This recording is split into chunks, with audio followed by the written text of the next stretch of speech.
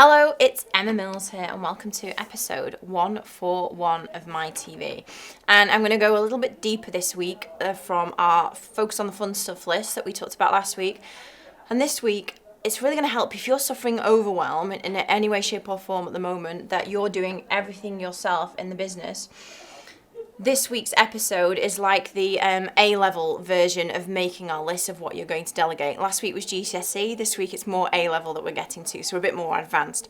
And in its simplest form, I like to think about the various parts that are involved in running your business, whether you're a one-man band, whether you've got 10 staff, 20, whatever.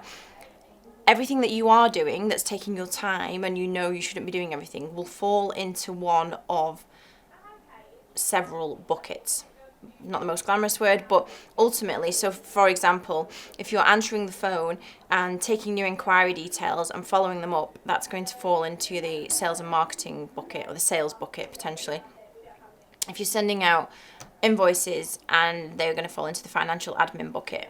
If you are managing your own email and diary, that's going to fall into the main operational admin bucket.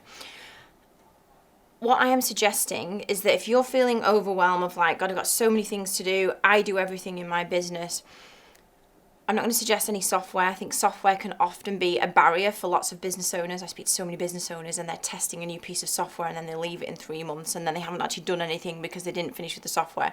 Let's just use a spreadsheet. And if the tabs at the bottom, you're going to name the various buckets. So it might be sales, then marketing, operational admin, accounting, financial admin, the doing, so the technical, or like, the delivery, so whether it's a service or a product, the delivery of the actual whatever it is that you sell, or however you add value. Then every time you carry out a task, on the tab in the spreadsheet, you're just going to list it on a row on the spreadsheet. It's going to keep one column of tasks that happen. So let's concentrate on financial admin. Just sent out some invoices on one of the rows. We're just going to put sent out invoices, chased payments, another one, sent all my receipts to receipt bank, reconciled payments, sent some credit notes, whatever comes up in this. I spoke to, maybe send a various list of things to the bookkeeper or the accountant on a monthly basis. There's another task because you have to get it together. Answer the questions from the bookkeeper, another task on there. Now, I'm not suggesting at the moment you do anything with it. Just start on a daily basis. When you do a task and you think, yeah, this happens more than once. So if it's repeatable, if I have to do this more than once, maybe taking a parcel to the post office is a one-off task you don't have to do regularly. We don't note that down. But chasing invoices, you have to do every week, whether it's every month, something that's repeatable, we add as a task in the right bucket. The next stage of that, now at the moment, I'm probably thinking that most of the things you're going to note down in column B of the spreadsheet, who does them, is probably you, I would guess. Where we're going to get to is it's going to give us the canvas or the list of things that happen in your business, all the things that come together to make your business successful, operational, delivering the service, profitable. You're going to end up with a spreadsheet that just starts to grow day by day. And I'm not saying that you do this all in one go. You can maybe you block out an hour on a Friday afternoon and go, actually, let me think about the things I've done this week and let's start to list them all down. Just do it, kind of keep layering. I'm a big fan of just layering things one on top of the other, slowly but surely, all the marginal gains. So as we're creating the list of tasks, and maybe you don't do them all, maybe you've got somebody else in the business or a team, but start to list who does what. It gives you a really good overview of what needs to get done in your business, but it all really also gives you a great starting point to work with a virtual team, an outsourced team, a new member of staff. It gives you a great point to go, okay, I know I need some help. What is the quickest win here? What can I get rid of? Is it actually answering the phone? Do I just get rid of that first? Or is it that I spend so much time involved in the accounting side of it, I'm going to get a bookkeeper or a VA who can help with some of the financial admin?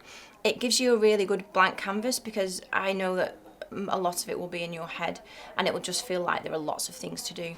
But believe me, just plain spreadsheet, tabs of the various areas, start to just on a daily, weekly, whatever is easiest, just add in the tasks, and then this will give you a place to go, okay, I don't want to do that anymore. I need to outsource it. Who's going to do it? Who am I going to hand it to? Is there somebody already that works with me? Do I need a new service? Do I need a new personal assistant service?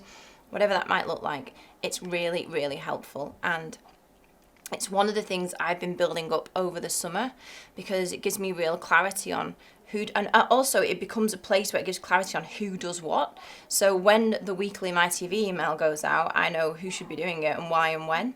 So I'm also just want to clarify that I know there's loads of project management tools that can also do this, and managing tasks. Just scrap it for a moment. If you're feeling overwhelmed and don't know where to push stuff to or who to get help from, create the spreadsheet, list the stuff. It gives you a great it gives you a great platform to go forwards with. And if you would like to have a chat, as you know, about outsourcing any of the tasks in your bucket, and just who to outsource to, because not every virtual assistant is capable and skilled of everything. Like it's an actual thing. There are some that are niched and capable in specific areas. But if you would like to have a chat about how best to leverage your time and get rid of the tasks, just drop me a message, call, email, Emma at my PA. And I hope this week's episode helps to get your head out of the overwhelming dirt into the cloud, so you can focus on the fun stuff. And I'll see you next week for episode 142. See you then. Bye bye.